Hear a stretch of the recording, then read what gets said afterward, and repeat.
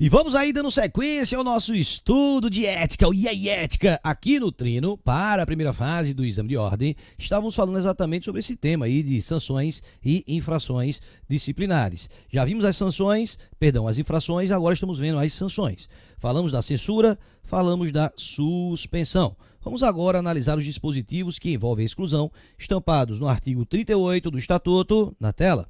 A exclusão é aplicável nos casos de 1. Aplicação por 3 vezes de suspensão. Foi suspenso uma vez? Foi. Foi suspenso 2 vezes? Foi. Na terceira, não vai pedir música no Fantástico, não. Vai ser colocado para fora, caramba. Vai ser excluído dos quadros da UAB.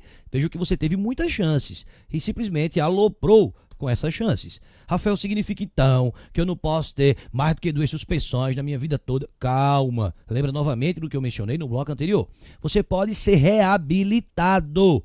Ter a reabilitação, como a gente vai falar daqui a pouco, e apagar aquilo dos seus registros. E aí você poderia ter outras suspensões. Não que eu deseje isso, não que você queira também isso, né? Mas poderia.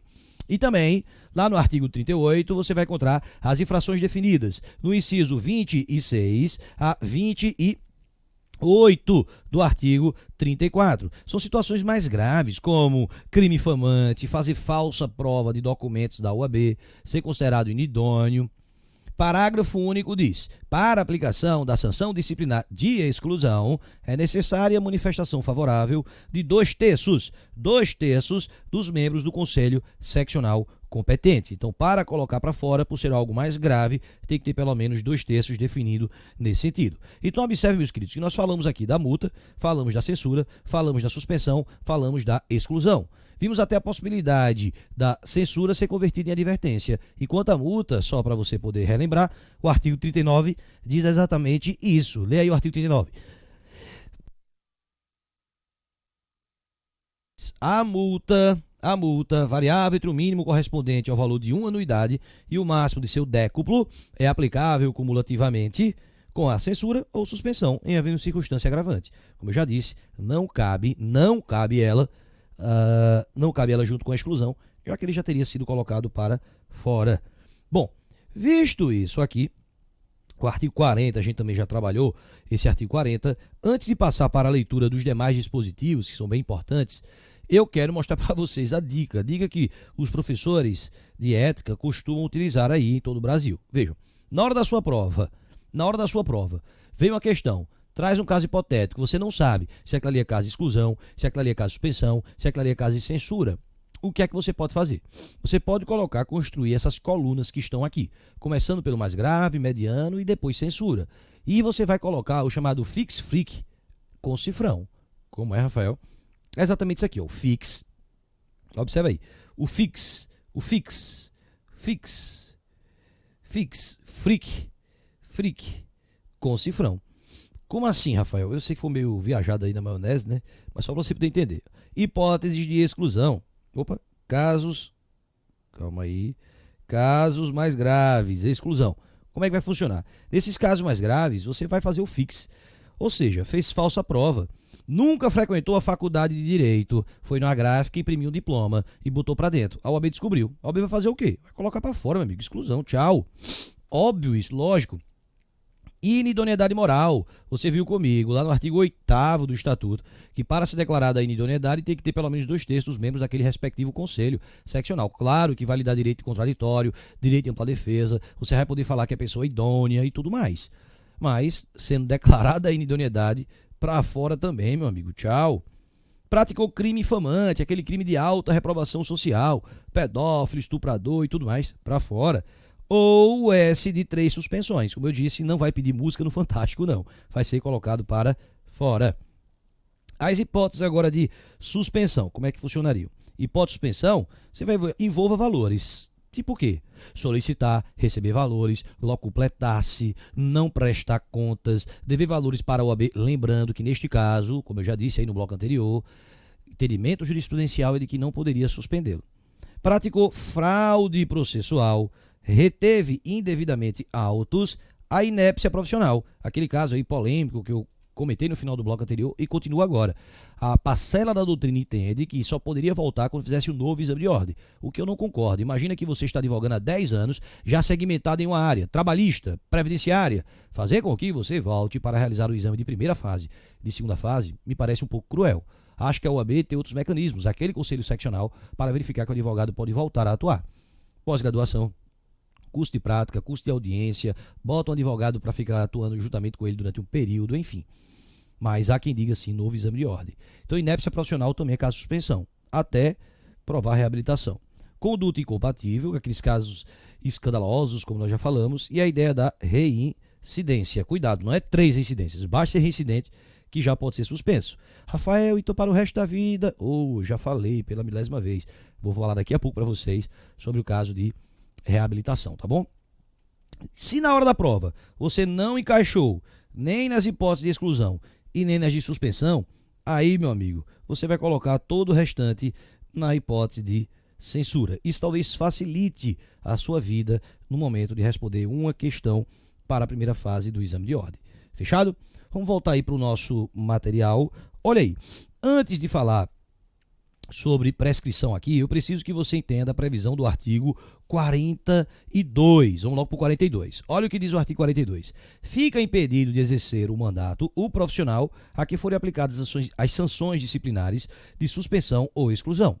Isso me parece lógico. Foi colocado para fora dos quadros da UAB. Foi para fora. Meu amigo, ele vai poder advogar? Claro que não. Foi suspenso. Suspenso foi. Vai poder advogar? Não. Durante aquele período não pode advogar. Então o artigo 42 ele fala algo lógico. Para que você compreenda que se for só uma censura ou até uma mera advertência, aí ele pode sim continuar atuando, continuar advogando. Só não vai poder na suspensão, durante esse período de suspensão, e na exclusão, porque ele foi efetivamente colocado para fora dos quadros da OAB. Sua OAB foi cancelada, como nós já discutimos em aulas anteriores. Olha agora a reabilitação, aquilo que eu te falei, artigo 41. Olha o que diz o artigo 41. É permitido ao que tenha sofrido qualquer, guarda essa palavra, qualquer sanção disciplinar, requerer, 1 ano após seu cumprimento, a reabilitação, em face de provas efetivas de bom comportamento. Peraí, Rafael, deixa eu ver se eu entendi. Eu levei uma censura, isso. A censura está no meu registro, tá. Eu posso, depois de 1 ano, apagar do meu registro? Pode. Inclusive, você deve apagar. Sabe por quê? Porque se você levar outra censura, já vai ser suspensão, já é reincidente, presta atenção, caramba. Então isso aqui não serve só para a sua prova da OAB, serve para a sua vida profissional, sua vida como advogada. Então peraí, Rafael. Na pior das hipóteses, eu fui colocado para fora. Fui enxotado da OAB. Exclusão. Sim. Ainda assim eu posso voltar a ser advogado? Pode. Posso? Pode. Muita gente pensa que uma vez colocado para fora, não mais poderia voltar. Pode. 1 ano depois, espere sua reabilitação. Agora, é para se tomar cuidado, porque ele fala desse período de reabilitação, ele conta desse cumprimento. Por que eu digo isso? Porque se estivéssemos diante de um caso de suspensão, vê que coisa interessante, eu acho que a FGV não chegaria a esse ponto de cobrar desse modo, mas é bom que você fique esperto. Porque, vê bem, imaginemos aqui o seguinte cenário. Imagine o caso mais grave, ele foi excluído dos quadros da ordem, botado para fora. Depois de quanto tempo ele pode pedir a reabilitação? 1 ano. Por quê? Porque a partir desse momento ele já cumpriu a punição, já foi colocado para fora. Então, 1 ano depois, ele pode voltar a ser advogado, pedir sua reabilitação, né? E aí vai ser apreciado se ele pode ou não voltar. Certo. Agora, vê que coisa interessante. E se fosse caso mais leve de suspensão? O que é que tem? Ele foi suspenso por quanto tempo? Veja o que nós falamos ali, 30 dias a 12 meses. Vamos chutar aqui que ele foi suspenso por 6 meses. 6 meses suspenso, certo? 6 meses suspenso. Quando foi que ele cumpriu? Foi aqui? Não, ele cumpriu aqui, ó. Aqui ele cumpriu. Nesse momento ele cumpriu. Ele continua com a suspensão. Ele pode voltar a advogar? Pode. Pode voltar a advogar já depois de 6 meses. Mas ele continua com a suspensão no seu registro? Continua. Quando é que ele vai poder apagar a suspensão? 1 ano. 1 ano. Ele pode apagar aquela suspensão do registro. Pode apagar a suspensão do registro. Mas observem que ele só cumpriu nesse momento, para você não achar que ele cumpriu desde o momento inicial. Eu sei, parece estranho, né? Mas é preciso que você tome esse cuidado para, na hora da prova, não se lascar, tá bom? Que mais? Imaginemos, então, que essa caquinha que o advogado praticou, na verdade, foi uma cacona. Foi uma cacona? Foi uma cacona que o advogado praticou. E foi um crime também.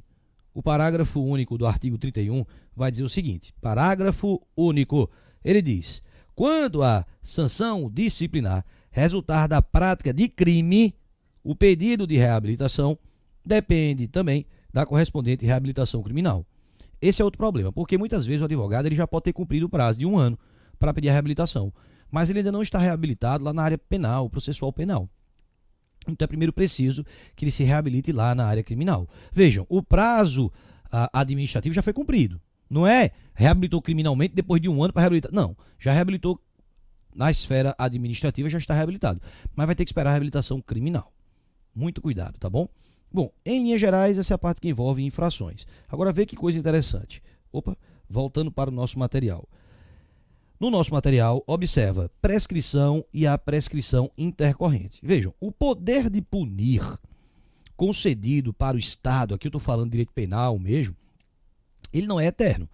Nós sabemos disso. Crimes prescrevem, né? Tributos, minha outra disciplina, direito tributário, né? Também sou professor tributário, prescreve, é verdade. E isso também não seria diferente com a esfera administrativa de punição da OAB.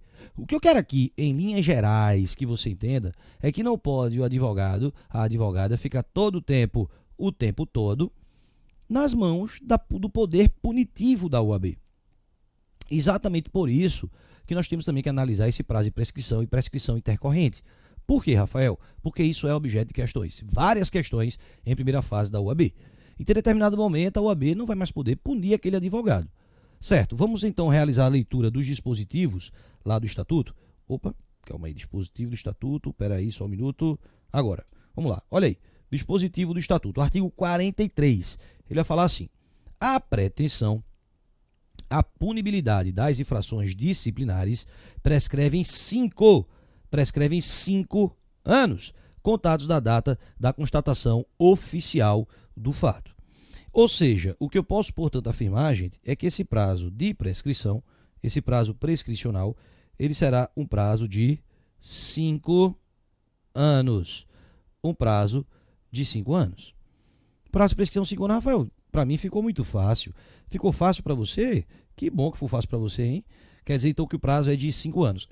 O que você precisa compreender, e isso aqui que eu vou mencionar, mas bem importante, é que esse prazo de 5 anos, ele vai ser contado, gente, não do fato em si.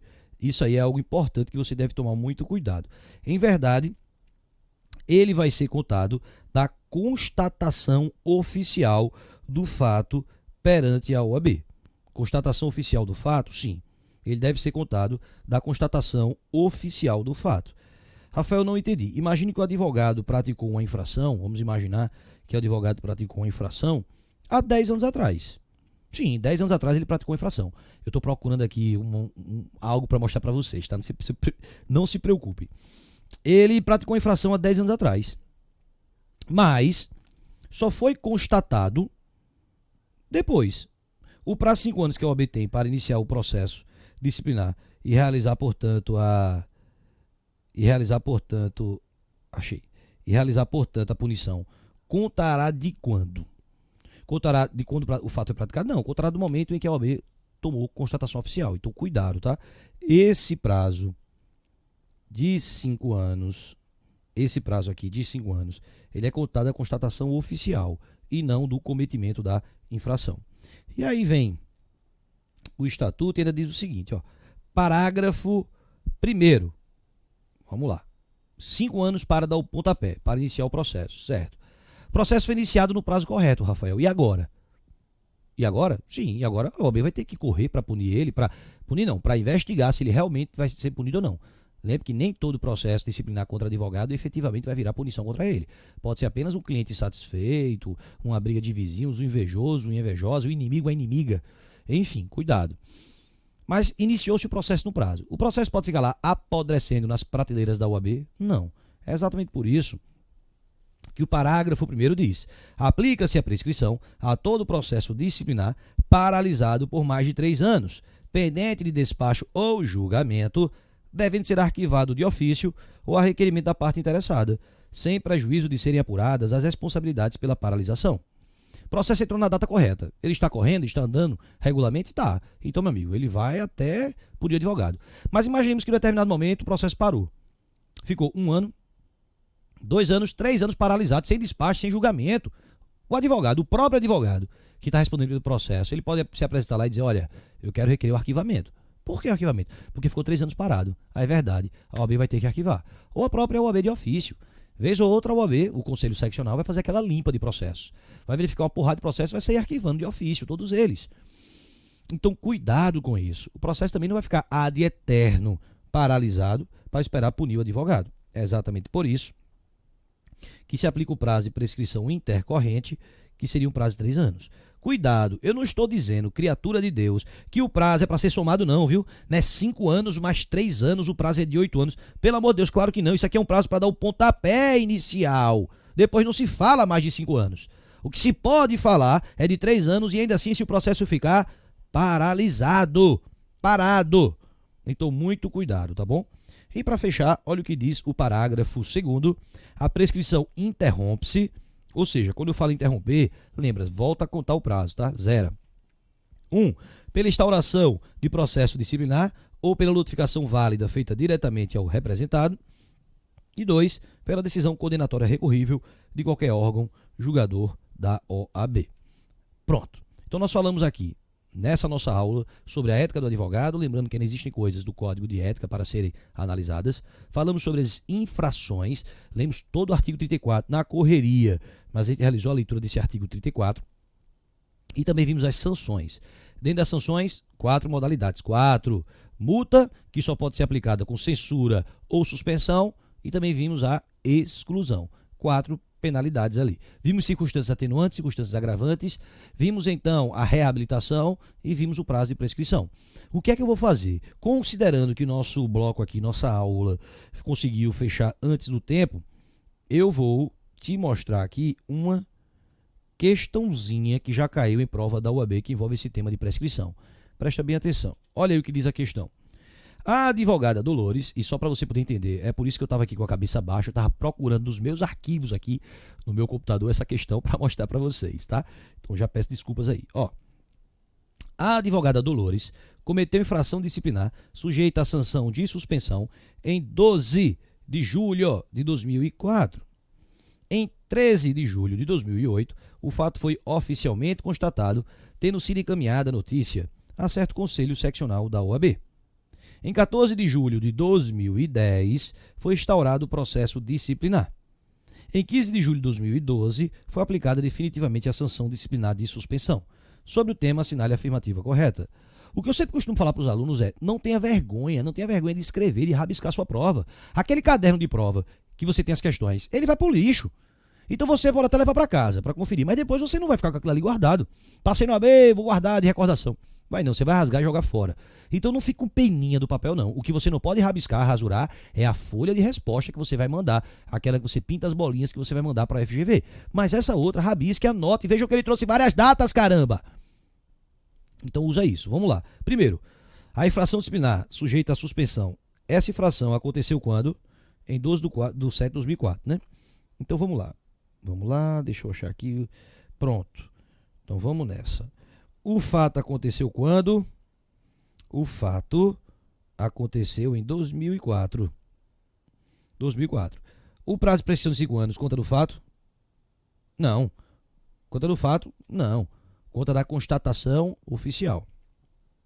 Aí ele diz, em 13 de 7, de 2008, foi oficialmente constatado, tendo sido encaminhada notícia a certo conselho seccional da OAB. Então quer dizer que a OAB ela tomou conhecimento quando? A OAB tomou conhecimento em 2008. Então, o prazo de 5 anos, o prazo prescricional, ele não começou em 2004, não. Ele começou em 2008. Em tese, a OAB teria até 2013 para iniciar esse processo, né? Vamos ver, então, quando foi que a OAB iniciou esse processo? Em 14 de 7 de 2010, foi instaurado o processo disciplinar. Opa, em 2010? Isso. Então, meu amigo, se foi instaurado em 2010, não temos o que falar em prescrição. Foi dentro do prazo. Não tem que se falar em prescrição, não. Acabou, meu amigo. Não tem que falar não. Aqui foi instaurado o processo administrativo PAD, processo administrativo disciplinar. Rafael, mas vamos forçar a barra? Como assim? E aquele outro prazo, o de prescrição intercorrente? Tá, vamos forçar a barra. Deixa eu pegar aqui. Com laranja agora. Então quer dizer que se o processo entrou, vamos supor, ele entrou e ficou parado, paradão lá. Poderia ficar parado até quando? 3 anos, né? Então novamente daria 2013, né? Enfim, daria novamente 2013. Então ficou ali paradão. Vamos ver se foi julgado antes? Bora. Vamos lá. Em 15/7/2012, foi aplicada definitivamente a sanção disciplinar de suspensão. Opa, então quer dizer, significa, portanto, que a suspensão ela foi aplicada em 2012 dentro do prazo. Então não há que se falar nem em prescrição normal, nem em prescrição intercorrente. Tá vendo que um simples desenho desse, gente, que você realiza lá no caderno, na folha de resposta da FGV, isso já lhe daria uma segurança. Então não fique com receio. Anote mesmo ali, use mesmo, rabisque mesmo aquele caderno. Afinal de contas, o que importa é a sua aprovação. Pois vamos ver então as alternativas aí? Vamos lá. A letra A diz, sobre o tema, assinale a afirmativa correta. Aí diz, a pretensão à punibilidade das infrações disciplinares prescreve em 8 anos. No caso narrado, não se operou o fenômeno prescritivo. Falso, né, gente? Acabei de falar que não é para somar os prazos, não. 5 anos é um prazo, 3 anos é outro prazo. Não é para somá-los e colocá-los como 8 anos, não. Letra B. A pretensão à punibilidade das infrações disciplinares prescreve em 5 anos. Ok. No caso narrado, operou-se o fenômeno prescritivo, pois decorridos mais de 5 anos entre a data do fato e a instauração do processo disciplinar, você viu comigo que a data contada não é do fato, e sim da constatação oficial por parte da OAB. O advogado pode ter praticado aquela punição, aquela infração há 10 anos atrás, e a OAB só tomou conhecimento agora. A partir de agora é que nasce os 5 anos para que ela possa instaurar o processo disciplinar. Então está errada essa alternativa também. Letra C. A pretensão à punibilidade das infrações disciplinares prescreve em 8 anos. Já está errado também, né? No caso narrado, operou-se o fenômeno prescritivo, pois decorridos mais de 8 anos entre a data do fato, está errado de novo, e a aplicação definitiva da sanção disciplinar. Não, gente. O prazo de prescrição é para iniciar o processo e não necessariamente para puni-lo. Se não é A, não é B, não é C, nossa alternativa só pode ser letra D, de docinho de chocolate. Quando diz a pretensão à punibilidade das infrações disciplinares prescreve em 5 anos, ok. No caso narrado, não se operou o fenômeno prescritivo. Vejam que interessante, a alternativa menor, né, era exatamente a alternativa correta. Pois bem, meus queridos, chegamos aqui ao final então de mais uma aulinha em que vimos esses elementos éticos, as infrações, sanções disciplinares e ainda deu para a gente responder uma questãozinha. Eu aguardo todos vocês em uma próxima aula. Até lá!